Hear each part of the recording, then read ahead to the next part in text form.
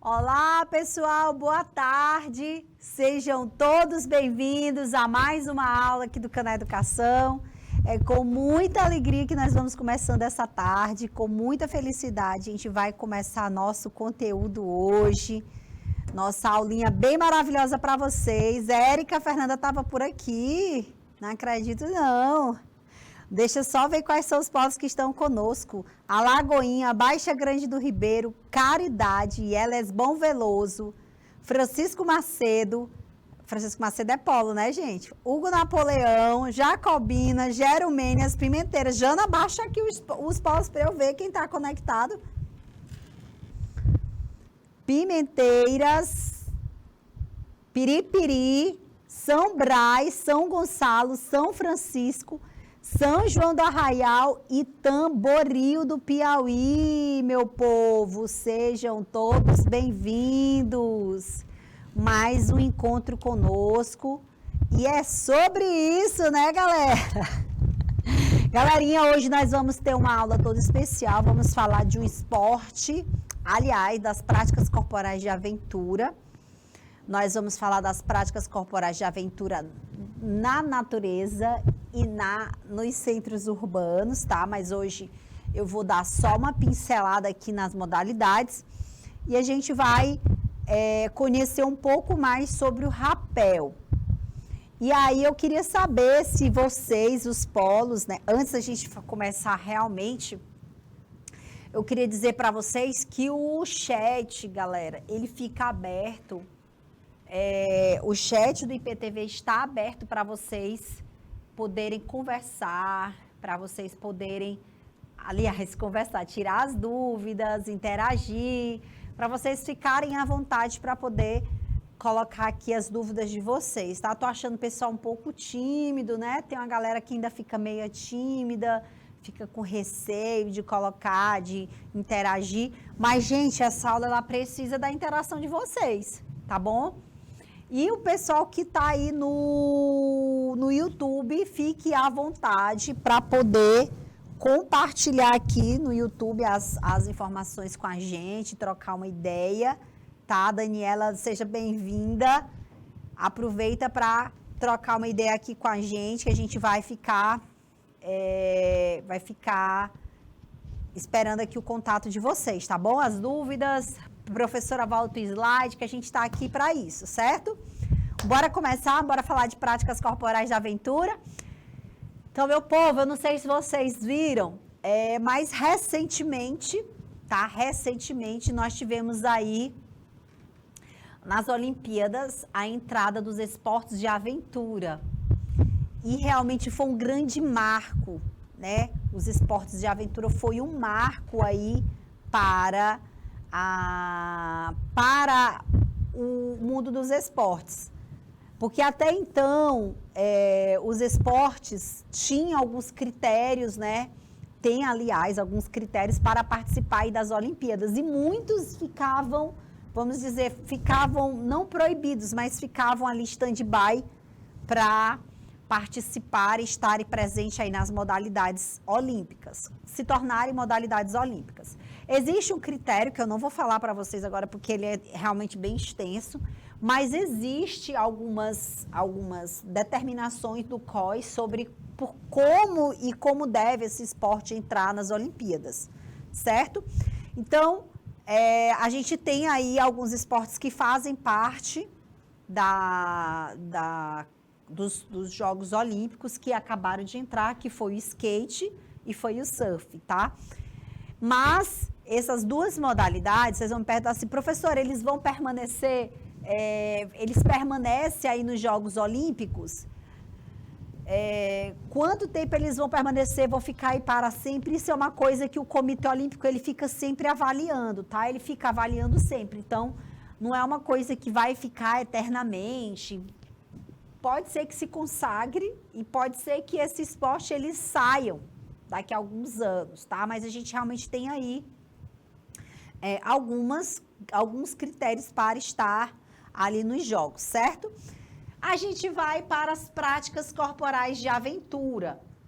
O que são essas práticas corporais de aventura?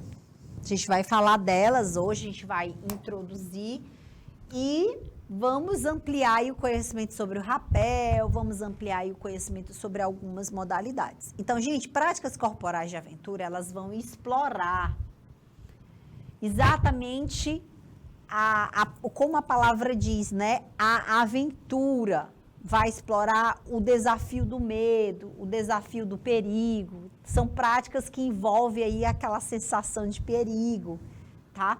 Essa experimentação corporal diante de técnicas que envolve bastante segurança, envolve bastante proeza, elas provocam o que a gente chama de imprevisibilidade, tá? Então, é um ambiente desafiador que tem aí a imprevisibilidade, que é o ato de não ter nada previsível, eu não consigo alcançar aí essa previsibilidade, tá? É algo que realmente eu não consigo saber o que vai acontecer em toda a circunstância da atividade. Vou dar um exemplo aqui para vocês. A gente vai fazer uma caminhada numa trilha, de repente chove muito, o terreno fica extremamente escorregadio, a gente não previu que haveria ali um acidente, né? Haveria ali um incidente e que a pessoa sofreu ali um acidente, que vai ficar difícil o resgate e tal. Então, essas imprevisibilidades, essas incertezas é que deixam a prática um pouco mais arriscada, né? Requer mais uma perícia, uma técnica em relação a isso, e requer que vocês estejam também um pouco mais conectados. Hoje pela manhã, eu estava falando disso no outro primeiro ano, eu falei de 2 filmes que é importante que vocês assistam, que fala exatamente sobre essa questão da imprevisibilidade, sobre essa questão de entender quanto que essa insegurança e como é que eu posso falar, e vamos dizer, essa dinâmica de não estar seguro, de ter alguém acompanhando é importante. As práticas de aventura, gente, elas são práticas que devem ser feitas com bastante conhecimento, com bastante perícia e com bastante técnica, tá? Vocês vão me perguntar assim, professora, mas eu queria fazer, por exemplo, trilhas. Gente, mas até na trilha você pode sofrer um acidente grave, você pode sofrer um momento imprevisível que pode te levar à morte. O filme 127 Horas é um filme muito legal, vou colocar aqui para vocês, tá? O nome do filme. Tem 2 filmes que eu acho bacana, vocês podem assistir. Quem já assistiu, dá um oi aí para mim. 127 Horas. Gente, esse filme ele é fantástico. Ele conta a história de um aventureiro que ele estava inclusive caminhando, ele era escalador, se eu não me engano, era escalador. E ele caiu, tá, numa caverna.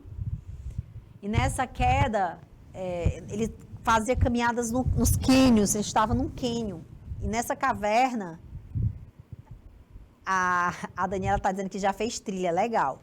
Ele caiu, tá, e ficou com o braço preso entre pedras, entre umas pedras. E o filme, gente, relata o acidente dele, ele ficou preso, é uma história verídica, tá, gente? Não é história da carochinha, não, tá? É verdadeira. Ele caiu, o braço ficou preso e depois de 127 horas, né? Porque o filme fala isso, depois de 127 horas preso, ele decidiu fazer a amputação do seu próprio braço. Ele amputou o braço, ele teve que retirar o braço, ele cortou o braço, daí ele não retirou, ele cortou o braço porque o braço impedia ele de sair, se ele continuasse ali, ele iria morrer. Então foi uma escolha bem difícil. O filme é muito legal, faz esse relato, é bem interessante. Um outro filme que eu gosto também, é uma história bem legal, e esse é exatamente sobre isso. 127 horas traz uma história de um cara que estava fazendo uma caminhada só, tá? Ele fez uma prática de aventura sozinho, que é exatamente sobre isso. É sobre você não fazer práticas de aventura só, tá? E se fizer em grupo, falar sempre para onde vai, não mudar o destino. E a outra prática é o solo, o outro filme Solo. Ele é um filme espanhol que traz também uma situação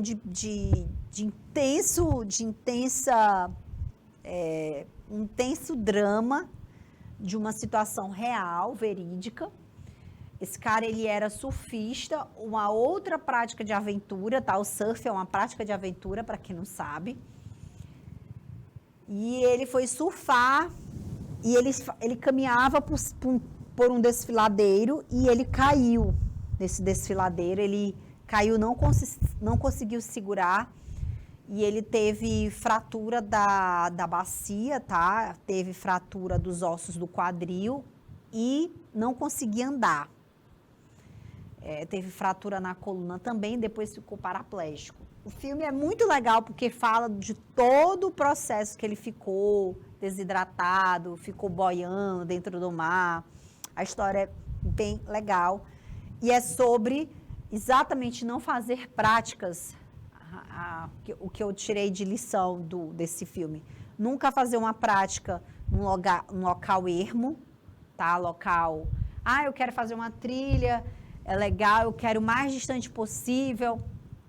Aí você vai e acontece, Deus me livre, um acidente, não tem a quem chamar, não tem quem te socorre. Você pode morrer de gritar, ninguém vai te socorrer, gente. E nesse filme do Solo, mais interessante que ele delira, né? Tem vários momentos de delírio. Você já assistiu? É massa. Esse filme é muito massa. Ele delira, ele tem vários delírios, igual os 127 horas. Foram 127 horas de muito tormento. Imagina ficar preso por vários dias. É loucura, viu, gente? O Solo também, ele ficou à deriva, ficou no mar. A história é bem punk de verdade, gente. Dá uma angústia até de assistir, de lembrar. Eu fico angustiada só de lembrar. Então, dou essa dica para vocês, se vocês quiserem assistir. Tem um outro filme também que tá, para quem tem aí, que assiste os canais fechados, que tem streaming, né, que é Netflix, Prime Video.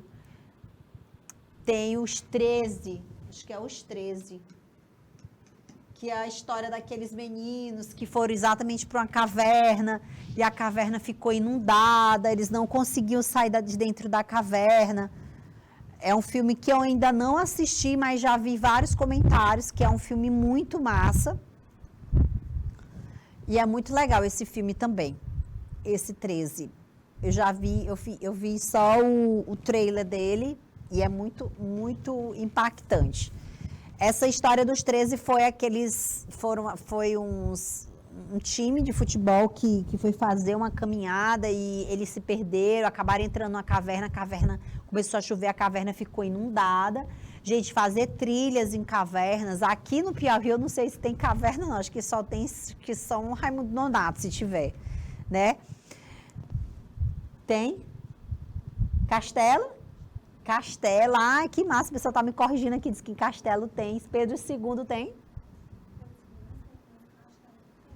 Ó, o pessoal tá falando que Castelo tem. Então, ó, quem mora ali para a banda do Castelo, viu? Tenha muito cuidado no negócio de fazer trilha em caverna, que é perigoso, tá? A gente vai já falar, tem um tipo de nomezinho até específico para quem é aventureiro de caverna. E as práticas corporais de aventura, gente, elas sempre têm esse ato de desafio, né? É o desafio, é o encorajamento e tal. A Daniela disse que fez trilha. Gente, eu confesso para vocês que eu detesto caminhar. Detesto. Todo mundo que me conhece sabe que eu não suporto caminhada. E assim, eu tenho uma preguiça demais de caminhar. Me bote para fazer exercício, acordo cedo, faço meu treino, faço meu exercício, mas eu não gosto muito de caminhar. E caminhada, gente, eu gosto até de enduro, de corrida de regularidade, de enduro, mas caminhar por caminhar, por exemplo, numa trilha ecológica e tal, eu não curto muito não, mas tem gente que ama, né? Ama ficar ali conectado com a natureza, conectado com o ambiente, é super legal. Eu acho legal, a natureza é fantástico, mas não curto muito trilha não. Porque a única vez que eu fiz trilha na minha vida, gente, foi um negócio assim tão longo que eu disse, eu não quero fazer isso mais nunca na minha vida. Mas nunca eu quis fazer. Foi um passeio que eu fiz, e ele era realmente o tema do passeio, era uma trilha ecológica, e eu detestei porque eu não gosto de caminhar, mas é porque eu não gosto. Mas existem vários esportes radicais, por exemplo, eu acho o rapel fantástico, eu acho o skate maravilhoso, amo patins, a gente vai falar de cada um aqui, tá? Então, gente, a gente tem as práticas de aventura da natureza, tá? Da natureza. E temos as práticas de aventura urbanas. Natureza e urbanas, ok? Práticas de aventura da natureza, elas são modalidades, tá? Que eu tenho contato direto com a natureza. E as práticas de aventura urbana são aquelas práticas que eu consigo fazer, que é aventura, mas dentro da cidade. Por exemplo, na natureza eu tenho um surf, eu tenho o rapel, eu tenho as trilhas, eu tenho um mountain bike, eu tenho rafting, eu tenho arvorismo, eu tenho um monte de coisa. Urbano, eu tenho skate, eu tenho patins, eu tenho parkour. Quem já ouviu falar de parkour? Já ouviu falar de parkour? Parkour, galera, é um negócio muito louco, né? Parkour são saltos, né? Você saltar de um prédio para o outro. Tem até o... Vamos ver se vocês são bons de filme. Agora tu vai me ajudar. Hã? Não, mas ele não é filme, não é série. Ele é francês, aquele francês. Que ele é tipo um investigador ladrão. Como é, gente? Ai, é Netflix, ele é novo. Eu já assisti as duas temporadas. O nome dele, como é, gente? O nome dele? Sim! Ele é francês. Bem grandão, ele é bem grandão. A série... Arsène Lupin, né? Arsène Lupin, é uma coisa assim. Lupin, né, não? Não tem mais. Bota no Google que aparece. Gente, o cara faz parkour no filme inteiro. Arsène. O nome da série é o nome dele. Né? Bora, procura aí. As universitárias estão procurando aqui para mim. E é sobre isso. O parkour, gente, para quem não assistiu essa série, vale a pena assistir, tá? Ele é aqueles saltos que você faz, por exemplo, de um prédio para o outro, de um telhado. Parkour é... Lupin. Essa série, tá? Não é assim que escreve? Lupin. Assistam. Vale muito a pena. Vale muito a pena, de verdade. Essa série. Ele faz muito parkour na série. Que é uma prática, de certa forma perigosa. Deixa eu ver. É massa, é isso aí mesmo. Então, gente, quais são os benefícios da gente fazer uma prática corporal de aventura na natureza? Primeiro, a gente tem que ter bastante preparo físico, né? Não tem como você ir para uma prática dessa sem preparo físico. Como eu disse para vocês, como que eu vou... eu estava em Ubajara agora e lá tinha umas trilhas que duravam 7 horas, trilhas que duravam 5 horas. Imagina aí como é fazer uma trilha de 5 horas sem preparo físico. Não dá, né? Então, a gente tem que ter trabalha o condicionamento físico, trabalha o preparo físico, né? Preciso estar condicionado fisicamente para praticar. Então, de certa forma, isso vai me ajudar no meu condicionamento físico. O contato com a natureza traz o relaxamento, a gente fica mais relaxado, né? Relaxado, tem um contato que é importante e que vai proporcionar aí um detox mental, né? Esse detox mental, a gente limpa com a natureza, com os ruídos da natureza, do sol, do vento, das árvores, dos pássaros, aquilo ali vai, de certa forma, vai limpando a tua poluição sonora. Aqui, porque a gente está aqui em Teresina, a gente tem realmente muito, vamos dizer, um problema sério com a poluição sonora, porque as pessoas acham que poluição é só do ar, né? E não, gente, a gente tem poluição sonora que é extremamente cansativo, deixa a gente estressado. São as motos fazendo zoado, os carros, as buzinas, os carros de som, os sons ligados, isso tudo gera realmente muita poluição na nossa mente, acaba deixando a gente um pouco mais estressado. E lá na natureza a gente vai ouvir só o barulho da água, que é extremamente relaxante, viu? A água, o vento, as folhas balançando, as árvores, é muito gostoso. Então isso realmente traz essa sensação de bem-estar, porque ela vai trazer relaxamento, tá? Então se traz relaxamento, obviamente vai trazendo essa sensação de bem-estar. Então, quem vai poder... Eita, ela disse que ama ir pra praia. Mulher, onde tu mora, pelo amor de Deus, tu mora onde? Que a gente tá com inveja aqui da tua praia. Eu tô morrendo de inveja, adoro praia. Eu adoro praia, adoro ouvir o barulho do mar. E é sobre isso, né? Sentir essa sensação de ouvir o som da natureza, que ele realmente é extremamente relaxante. Então, é um detox. Realmente, quem vai para as práticas corporais de aventura, principalmente quem vai para as trilhas, sente essa sensação, tem essa sensação. E tem um detalhe, tá, galera? São atividades extremamente desafiadoras. Então, tá envolvendo perigo, a gente tá em desafio. A mulher tá no Rio de Janeiro. Adoro Rio de Janeiro, já fui no Rio. Bem legal. E é sobre isso, ele continua lindo, né, o Rio de Janeiro? Continua ou não continua lindo?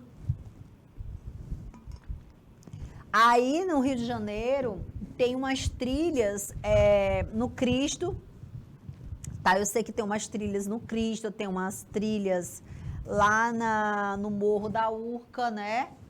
Tem umas trilhas lá bora lá, tem umas trilhas lá naquela Pedra da Gávea, né? E é massa, tem umas trilhas bem legais que dá para fazer muita coisa legal por aí. Aproveita. Gente, agora aí eu vou te falar, viu? Uma água gelada da molesta, né? Rapaz, a água daí é muito gelada. Eu peguei uma frente fria danada uma vez que eu fui.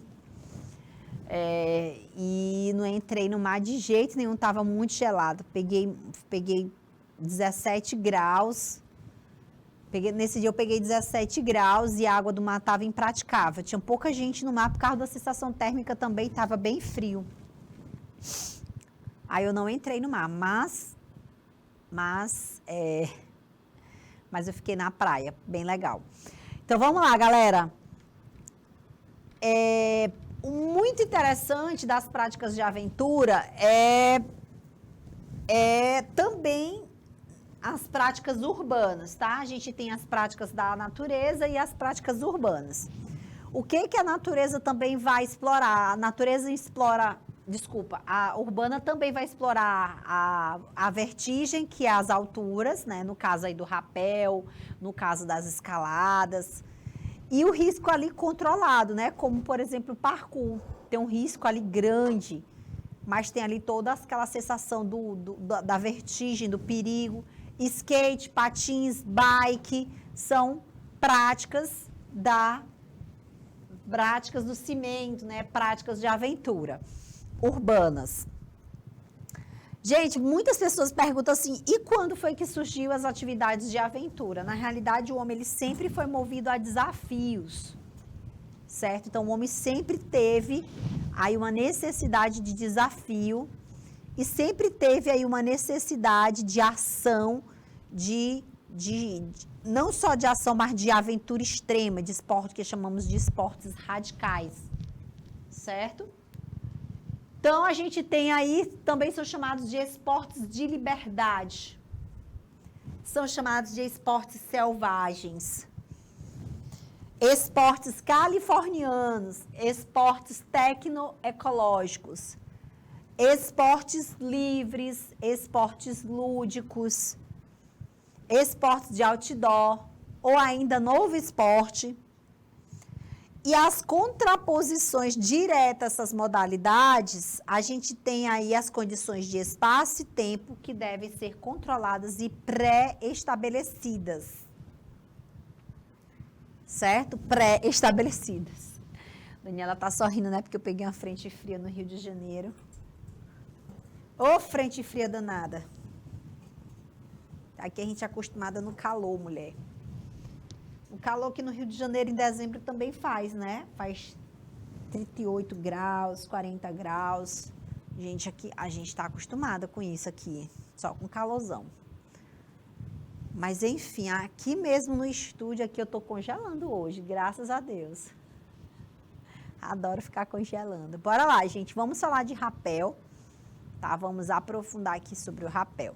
Então, o que é o rapel? O rapel é aquela descida vertical, guiadas por cordas, tá? E outros equipamentos que vão assegurar uma descida tranquila. Gente, sem os aparelhos de frenagem, nós não conseguiríamos descer sem queda, tá? Então, é óbvio, é necessário um aparelho para guiar o freio.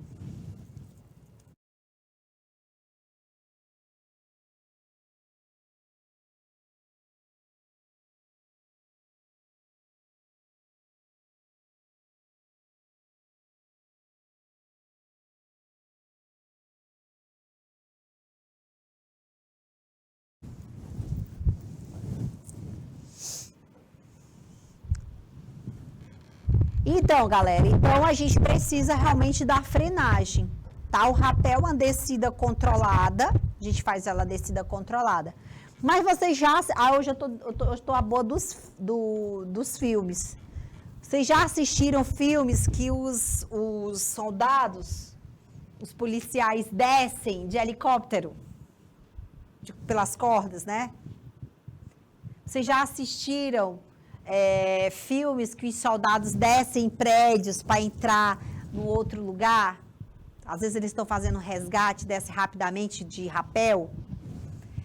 Então, o rapel, gente, ele não é só uma prática da natureza, tá? Ele é uma prática urbana também, ok? Então, rapel é uma prática de aventura, natureza e urbana. A gente desce em edificações,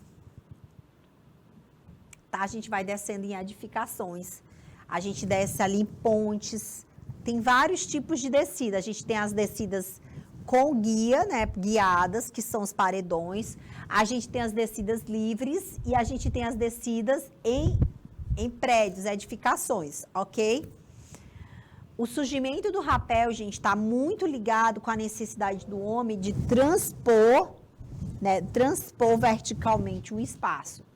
Por exemplo, eu estou no alto de uma montanha e eu queria descer. Como que eu vou descer? Então, houve a necessidade de chegar nesses lugares. Por exemplo, as cavernas. Tá? Olha aqui o termo que eu queria lembrar na hora, no comecinho da aula, eu não lembrava. Espeleologia. Espeleologia é um termo usado para quem faz estudos em cavernas. Tá? E aí, gente, por exemplo, descer uma caverna. Uma caverna de, vamos supor, uma altura aí, tem caverna, gente, que vai para mais de 2.000 metros abaixo. É muito alto. muito alto. Tem vulcão. Quem já fez descida em vulcão? Ninguém, né? Óbvio. Agricolândia, galera de Agricolândia. Mas existem sim, se a gente for adentrar aqui na cultura, por exemplo, do Chile, eles têm as trilhas, inclusive eu estava até estudando para fazer esses passeios no deserto do Atacama, tem alguns vulcões lá, né, nas cordilheiras, que tem alguns vulcões que são bem importantes e que tem movimentação, né, que eles alguns estão em atividades. Na realidade, tem algumas que têm atividade, né, que é bem interessante e é muito legal essa prática. Só que por conta do risco, né, por conta de todas as possibilidades deles poderem, como é que eu chamo? Deles entrar em atividade, aí o risco fica maior. Tem aí vários filmes que falam sobre isso, que dá pra gente pegar muita coisa, tá? De onde vem a palavra rappel, gente? Ela vem do francês, que significa rappel, que é chamar ou recuperar. Ele até usa aqui um termo, rappel, né? Uma frase que o criador, o Charles Stratton, que é 1879, ele criou uma frase que diz assim: quando chegava perto de meus companheiros, eu puxava fortemente a corda por uma de suas pontas e assim trazia eles de volta. Exatamente o que o rappel faz, tá? O rappel recupera, o rappel busca, chama a pessoa, ok? Foi aí os primeiros relatos do rappel, gente, aconteceram aí no século XIX, mas só começou realmente, de fato, a ser difundido no século XX, por uma necessidade aí dos espeleólogos, que são os estudiosos de caverna, que eles procuravam os cânions, procuravam os lugares mais distantes, tá? Para poder estudar os cânions Pirineus, que era uma cadeia de montanhas aí que separava o norte da Espanha do sul da França. E foi exatamente necessário desenvolver técnicas para conseguir alcançar alguns locais que até então, galera, não podia ser acessível. Exatamente entre rios, desfiladeiros. Então, eles criaram aí uma verdadeira aventura para se desbravar, para arriscar, para ver como era que ia chegar lá. E foi que eles foram criando equipamentos, medidas de segurança. E a gente vai falar de alguns agora, tá bom? Então, no Brasil, essa prática, ela ficou... Olha aqui, viu, Daniela? Daniela que estava aí, eu não sei se ela está mais, Daniela, da região aí do Rio de Janeiro, que disse que começou na conquista do Dedo de Deus, na região de Teresópolis. E foi a partir dessa conquista desse local que eles começaram a fazer as práticas, que eles começaram as escaladas e, consequentemente, isso ficou grande aqui no nosso território brasileiro. Tá? A gente vai falar dos estilos de rappel.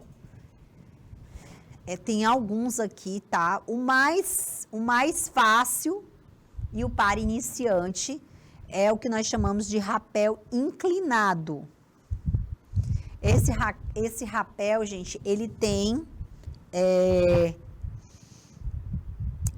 o uso dos pés, tá? Ele é feito em uma parede ou uma pedra que tem aí vamos dizer, uma inclinação de aproximadamente 90 graus. Ele serve exatamente para os iniciantes e ele é um rappel guiado, onde eu coloco os pés e vou descendo aos poucos. A gente tem um outro tipo de rappel, que é o rappel vertical. Esse rappel, gente, ele não é diferente do rappel inclinado. A maior diferença dele é a saída. Então, dependendo do local que é fixada essa corda, pode ter um alto nível de força na cadeirinha, né, que é o baudrier, ok? Devido exatamente da passagem de um plano horizontal para um plano vertical. E é nessa hora, gente, que a gente vai utilizar aí a frenagem, os freios, tá? A gente realmente precisa usar os freios para poder não despencar. Imagina que você tá a uma altura, ai meu pai, só gosta de pensar, na altura de 400, 500 metros do solo ou mais, né? E aí você vai sair de um plano horizontal para um plano vertical e não consegue controlar essa descida, automaticamente você cai numa velocidade muito grande e se espatifa no chão, viu? Consequente morre. Se não morre, fica aleijado. Certo? Aí, a gente vai para um outro rapel, que é o rapel negativo. Ele é o mais praticado, tá? E isso se deve ao fato de o rapel ser feito livre. O rapel negativo, gente, ele não tem nenhum contato dos pés com qualquer tipo de meio, como pedra, parede, ponte, nada. Não tem toque dos pés em lugar nenhum, tá? O momento mais crítico é a saída. Porque ele quase fica de cabeça para baixo. Você vai descer, você quase fica de cabeça para baixo, tá? Só aí depois que você vai controlar a descida e regular o freio rapidamente. Rapel invertido negativo. O que é o rapel invertido negativo? Esse rapel, galera, ele é muito parecido com o negativo. A diferença é que dessa vez ele vai fazer numa posição diferente. Agora ele fica totalmente de cabeça para baixo. Ele vai ficar de cabeça para baixo, ele vai descer de cabeça para baixo. Por isso que o nome é negativo, tá? Invertido, aliás. E o rapel de frente inclinado? Gente, o rapel de frente inclinado, imagina descer uma parede, tá? De frente. Quando geralmente você vê eles descendo de costas. Mas o rapel de frente inclinado é quando você desce de frente com a cara no chão. É uma sensação horrível. A sensação de que você vai cair e vai bater a cara no chão. Não deve ser muito legal, não. Inclusive, gente, esse tipo aqui é muito usado pelos soldados, né? Fala até aqui, o filme do Soldado Universal, que eles descem de frente. É muito legal, tá, gente? É muito legal porque esse aqui já faz parte dos treinamentos dos militares, treino das polícias. Tem muita polícia que utiliza essas técnicas de rapel, exatamente por uma necessidade. Ok? Aí a gente vai para outro, que é o rapel de cachoeira ou cascade.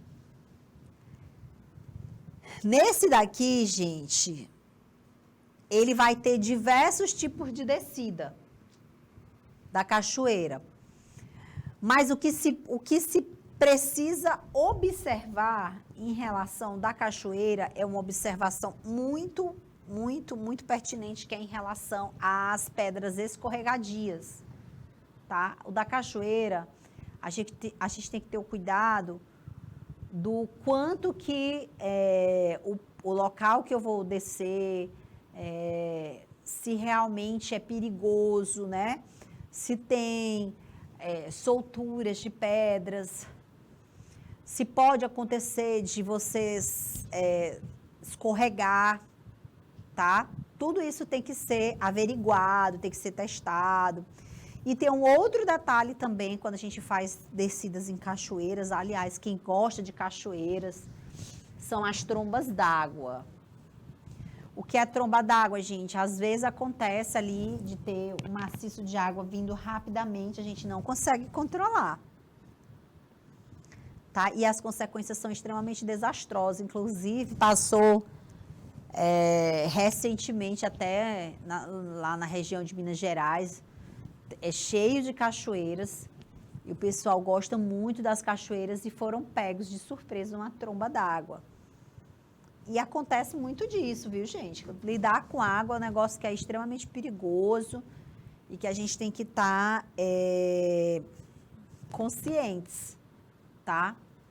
Eu tenho um pouco de receio quando é cachoeira. Fui até para cachoeira recente agora, mas eu tenho um pouco de medo. Não vou, confesso para vocês que eu tenho medo de cachoeira.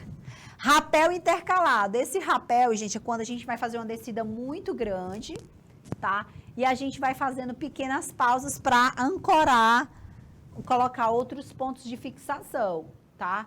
Geralmente esse tipo de rapel é quando a descida é muito grande. Como eu falei para vocês, né? A gente vai colocando, vai ancorando, vai descendo para poder chegar lá no finalzinho. Uma das bases mais importantes de qualquer prática de aventura é o quanto que eu estou protegido. O quanto que a segurança é super importante.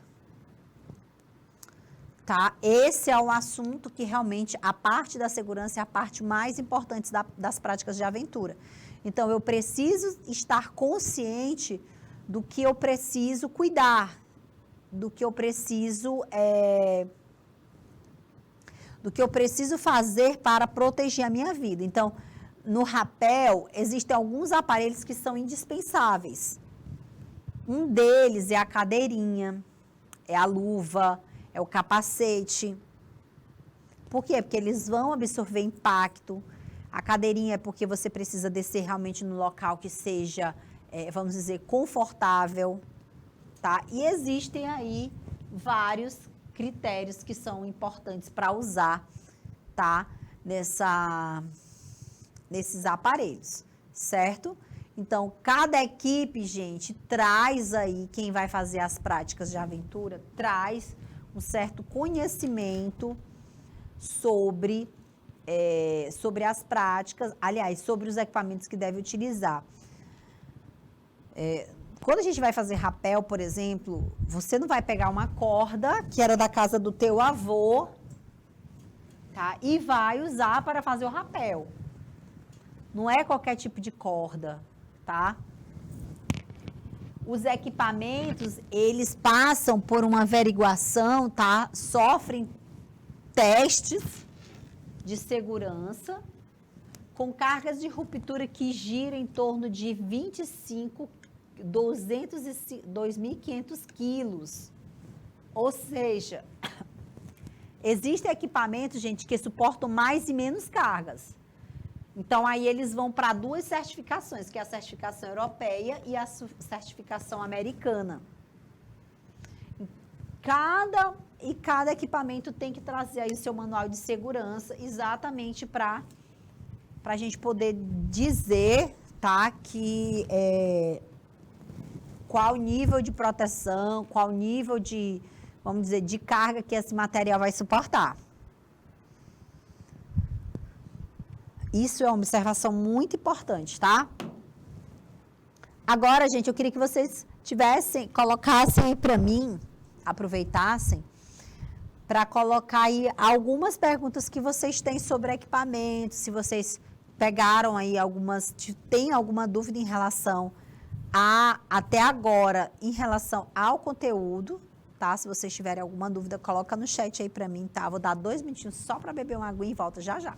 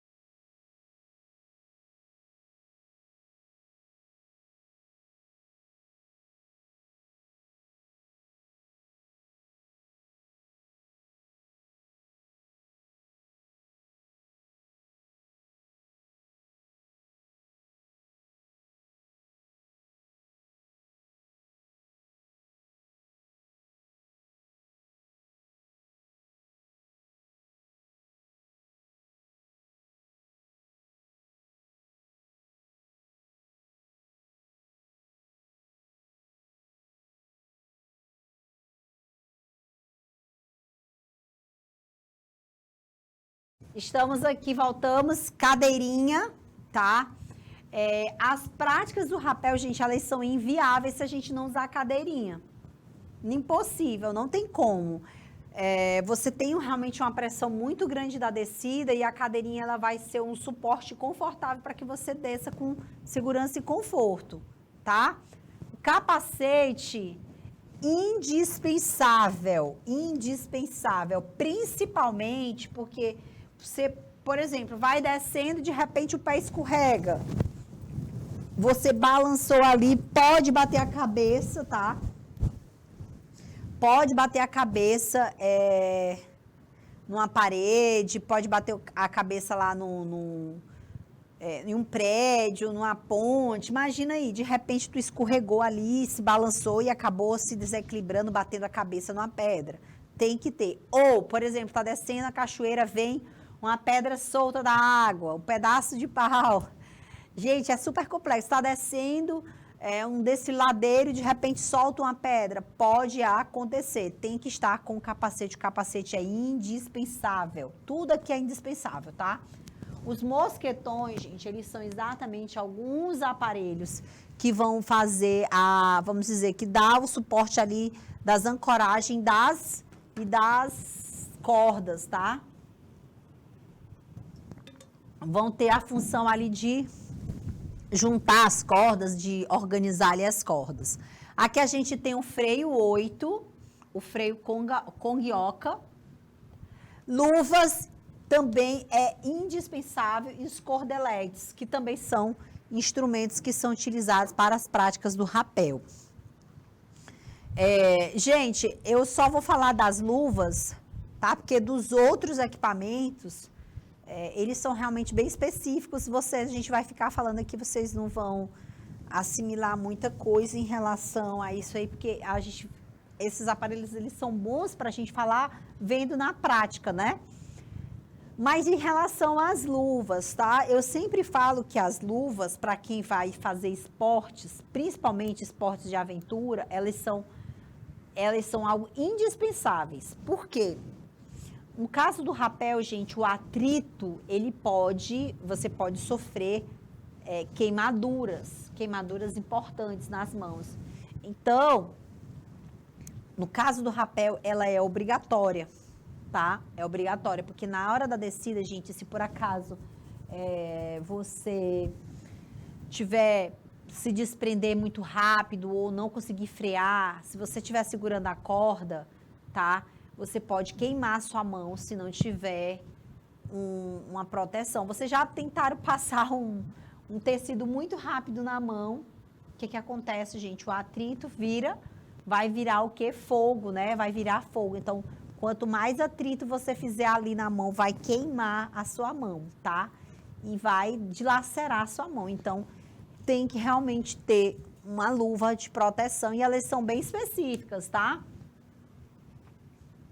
Cadeirinha, gente, a cadeirinha ela é essencial, tá? Ela sustenta o participante, ela tem que ser confortável e segura. As melhores são aquelas que têm uma regulagem na cintura e nas pernas. Por quê? Porque você vai regular conforme ao acolchoamento, tá? Para trazer conforto. Não esquentar muito também, tá? Antes de descer, tem que ser verificado todas as fitas para que elas estejam bem ajustadas e que tenha sido dada aí uma laçada na ida e na volta para não correr o risco de que ela fique frouxa no final do rapel ou durante o rapel, tá? Então, esses equipamentos, gente, eles têm que estar ajustados. É que nem capacete, gente. Eu não sei se vocês viram o vídeo de um rapaz, acredito que sim, que a galera vê tudo, né, na internet. Um cara que acidentalmente caiu debaixo de um ônibus e o ônibus não passou por cima da cabeça dele, não sei se foi um ônibus ou um caminhão, eu não lembro. Não passou por cima da cabeça dele porque ele estava de capacete. Galera, capacete, ele foi feito exatamente para isso, para proteger, tá? E um detalhe muito importante, gente, capacete tem que estar afivelado, tá? Capacete que não está afivelado, capacete que não está regulado, ele não serve. Isso vale para quem anda de moto, viu, galera? O capacete, ele serve para isso. É para proteger. É que nem cinto de segurança. Pessoa que usa o cinto, não coloca de uma forma correta, você vai sofrer os danos desse cinto, tá? O cinto, ele precisa estar bloqueando, ok? E aí, galera, a gente vai... Deixa eu só ver aqui uma coisa. As cordas, eu queria falar das cordas, que esse é um dos aparelhos que não tem como falar de rapel e não falar da corda, tá?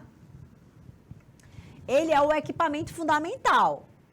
Nós temos até aqui uma imagem, né? 2 pessoas fazendo um rapel livre. Um rapel que ele tem uma descida livre, tá?